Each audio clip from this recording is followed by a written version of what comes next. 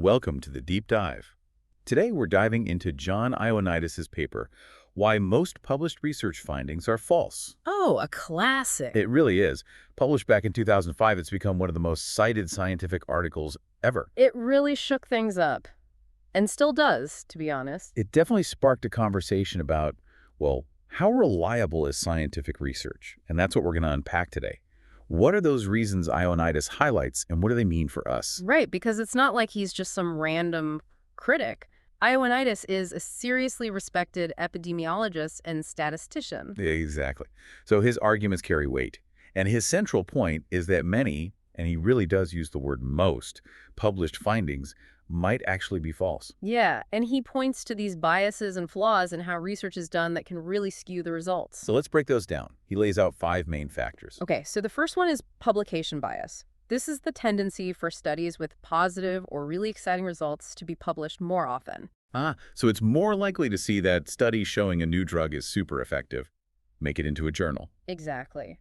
And what about the studies that show it's not effective, or even that there are harmful side effects? Those are less likely to be published. Yeah, and that creates a real problem.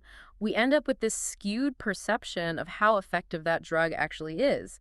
You see the positive and miss the negative. It's like only seeing one side of the story. Exactly.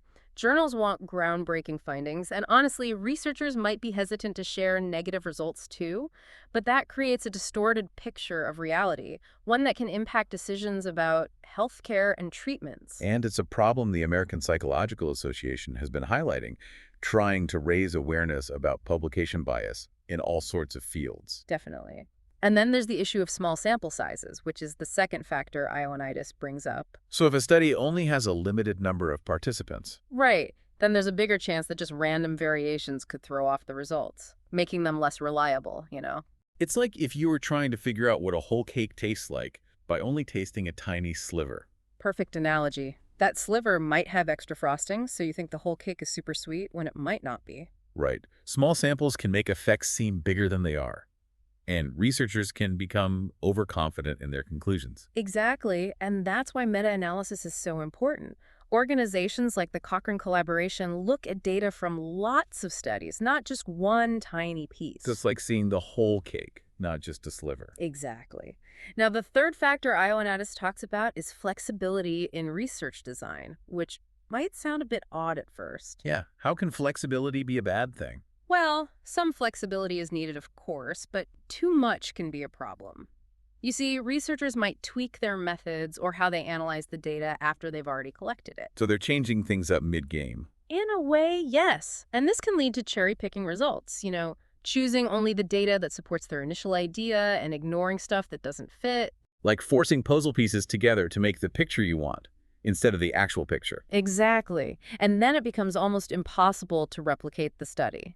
Another researcher tries the same methods but gets different results. Which makes those original findings less reliable. Right. And that's why pre-registration platforms like the Open Science Framework are becoming so important. Because researchers have to outline their study design and what they're looking for before they start gathering data. Exactly. Yeah. Much more transparent and accountable. Makes sense. So moving on to the fourth factor Ioannidis discusses, the over-reliance on statistical significance. Yes, especially p-values. So just a reminder for our listeners, a p-value tells us the probability of getting a result if there's no real effect. Right, and a p-value below 0.05 is often seen as statistically significant. But Ioannidis argues that this doesn't automatically equal real-world significance. So a study could be statistically significant, but the actual effect is tiny, practically irrelevant. Exactly. Imagine a new drug that lowers blood pressure, but only by a tiny bit. Statistically significant, maybe, but doesn't actually improve someone's health. So we need to look beyond just p-values. Absolutely. Consider things like effect size, confidence intervals. It's about understanding how big the effect really is and the level of uncertainty around it. The American Statistical Association has been emphasizing this too, Be responsible about how you interpret those p-values. It's not the whole picture. Right. And then we come to the last factor Ioannidis talks about. Conflicts of interest. Always a tricky one. It is. Financial or personal interests can really sway research. A researcher funded by a pharmaceutical company might be more likely to see the results in a way that favors the company's drug, even subconsciously. So transparency is key here. Absolutely. Researchers need to be upfront about any potential conflicts. Let others evaluate their work with that context in mind. The Institute of Medicine has a great report on this, by the way, if anyone wants to dig deeper. Okay, so we've got Ioannidis' 5 major points.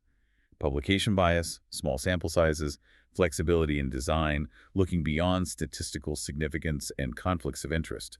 There's a lot to think about, but it's clear these things can impact research reliability. And don't forget, they often work together. A small sample size might be even more vulnerable to publication bias because those striking results, even if they're based on shaky evidence, are more likely to get published. It's like a recipe for potential bias. But what does all this mean on a larger scale? How has Ioannidis' work been received by the scientific community? Well, his paper really brought to light what we now call the reproducibility crisis. Reproducibility price. Yeah, the growing realization that a lot of scientific findings can't actually be replicated. Researchers try to repeat a published study, and often they get different results. So that raises some serious questions about whether those original findings were valid in the first place. Exactly, and this is a huge problem because science is built on the idea of reproducibility. If you can't reproduce findings, what does that say about scientific knowledge itself? Right. It undermines the whole foundation. Imagine trying to bake a cake from a recipe, but it comes out differently each time, even though you follow the instructions perfectly. That's frustrating.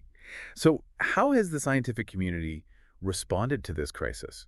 What's being done to address these concerns Ioannidis raised? Well, there's definitely been a push for major reforms in research practices. Like what kind of reforms? Well, journals are getting stricter. They're requiring researchers to share their methods, the data they collected, any potential conflicts of interest they have. So more transparency. Exactly. It allows others to really scrutinize the research process. That sounds like a good step. It is. And there's also a growing movement towards open science. Open science. Yeah, the idea is to make research findings, data, even the methodologies more accessible to everyone. The Center for Open Science is doing a lot of work in this area. Interesting. But let's talk about the impact of unreliable research in everyday life. How does this affect us outside the scientific community? That's a crucial point, because unreliable research can have real-world consequences, particularly when it comes to healthcare and how policies are made. Give us an example. Okay, so imagine a study, maybe based on weak evidence, claims that a particular treatment is really effective. Oh, doctors might start prescribing it based on that study. Exactly, Yeah. even though it could be completely ineffective or even harmful. So we're talking about potentially putting people at risk based on unreliable information. That's right. And this isn't just a theoretical concern. There have been cases where treatments or interventions were widely adopted based on research that was later found to be flawed. That's really concerning. And aside from the potential harm to people, what about the financial impact? Unreliable research must lead to a huge waste of resources. Absolutely. Healthcare systems, governments, research institutions, they all invest enormous amounts of money in developing and implementing new treatments, interventions, public health programs. And if those decisions are based on faulty research, It's a misuse of valuable resources, money that could be going toward initiatives that actually work. so it's not just a health risk, it's an economic drain too. Precisely. And there's another crucial aspect we need to consider: the erosion of public trust in science. Oh, that's a big one. If people lose faith in the scientific process, it becomes much harder to address major challenges. Exactly. Think about climate change, vaccines, public health crises. It's hard to make progress if people don't trust the science behind it. It's like the story of the boy who cried wolf.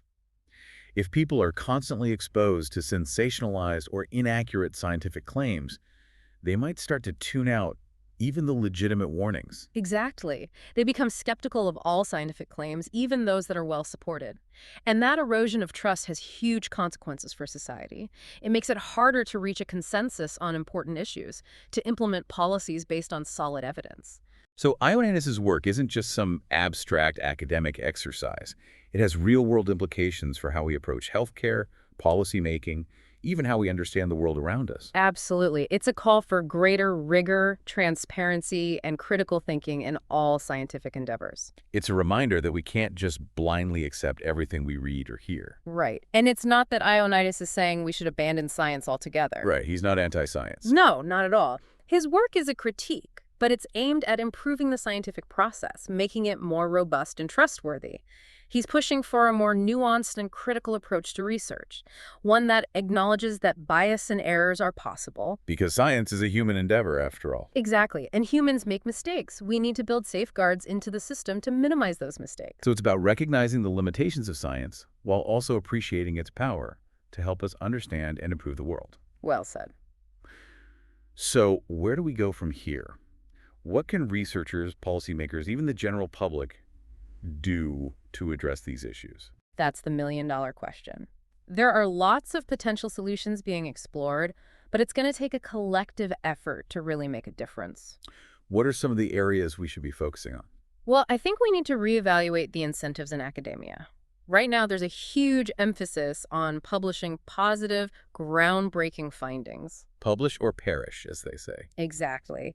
And that pressure to produce those headline-grabbing results, even if they're not completely solid, can lead to compromises in the quality of research. So we need to prioritize quality over quantity. Yes. Encourage researchers to be transparent about their methods and data, even if the findings aren't super exciting or groundbreaking. We need to shift the focus from just churning out papers to actually producing reliable, replicable knowledge. Makes sense. What about the role of journals? They're the gatekeepers of scientific knowledge, so they must have a responsibility to ensure the quality of what they publish. Absolutely. Journals have a crucial role. They need to be more rigorous in their peer review process, willing to reject studies with methodological flaws or potential conflicts of interest, even if the findings are attention-grabbing. So again, it's about prioritizing scientific rigor over the allure of flashy results. Right. And then we have funding agencies. They control the money, so they have a lot of influence. So they could incentivize better research practices. Exactly. They could encourage larger sample sizes, pre-registration of studies, open data sharing. They could even allocate funding specifically for replication studies to make sure those findings hold up over time. So use their financial power to push for a more rigorous and transparent research environment. Precisely. And we also need to think about how we train future scientists. Graduate programs should put more emphasis on research methodology, statistical analysis, ethical conduct. So instill that culture of rigor from the very beginning. But what about the general public? What role do they play in all of this? The public is crucial. They need to become more discerning consumers of scientific information. Meaning? Well, they need to critically evaluate the claims they encounter, whether it's in the news or on social media. They need to learn how to assess the quality of evidence and be wary of sensationalized findings. So a healthy dose of skepticism is important. Don't just believe everything you read. Exactly. Especially those claims that seem too good to be true. Science is a process. There's always uncertainty. There's always debate. And that's okay. Right. It's not about having all the answers. It's about knowing how to ask the right questions. Yes. And that requires a certain level of scientific literacy. People need a basic understanding of the scientific method, how statistical analysis works, the potential for bias in research. So they can actually evaluate the evidence themselves. Exactly. And that means educators, science communicators, the media, everyone has a role to play in making science more accessible and understandable. It's a big task, but it seems like it's worth it. Absolutely. The stakes are high. We need science to be reliable if we're going to tackle the challenges we face as a society. So, Ioannidis' work is a powerful reminder that science, even with all its strengths, is still a human endeavor. It's subject to the same biases and limitations as anything else we do. And it's our collective responsibility to make sure the scientific process is as robust and reliable as possible, so we can keep using it to solve problems and make the world a better place. Couldn't have said it better myself. So we've really dug into Ioannidis' paper today, explored that whole reproducibility crisis, and talked about what unreliable research really means in the real world. Yeah, it's been quite the deep dive into a really complex issue. What struck me about Ioannidis' work is that it's not an attack on science itself. Right, it's more like a challenge. Yeah, a call for science to live up to its own ideals. Rigor, transparency, objectivity, all of that. Exactly. He's saying, hey, let's use the tools of science responsibly. Let's be aware of the limitations and work to minimize them. It's about making sure the knowledge we produce is reliable and trustworthy. Like a craftsperson, taking good care of their tools, making sure they're sharp and precise so they can do their best work. Great analogy. Science is always evolving, and we have to be willing to adapt, refine our methods as we learn more. So as we wrap up this deep dive, what's the one key takeaway you hope our listeners will walk away with? I think the most important thing is to be critical consumers of scientific information. We can't just take everything we read in a research paper or see in a headline at face value. So we need to think for ourselves, ask questions, consider where the information is coming from. Absolutely. And not just with science, but with all the information we're bombarded with these days. It's more important than ever to be able to sift through it all and evaluate what we're seeing. Develop that healthy skepticism. Yes. And that means having some level of scientific literacy, understanding the basics of the scientific method, how statistics work, how bias can creep into research. It's not about becoming scientists ourselves. Right. It's about being informed enough to ask the right questions, spot potential red flags. And being aware of our own biases, too. They can influence how we interpret information, even without us realizing it. Oh, definitely. So I guess it's about approaching science with humility, curiosity, and an understanding that what we know is always changing. Well said. It's embracing the uncertainty that's inherent in science while also appreciating its power to unlock the mysteries of the universe. And realizing that science isn't just something that happens in labs or journals, but it's a way of thinking, approaching the world with a critical, questioning mind. Absolutely.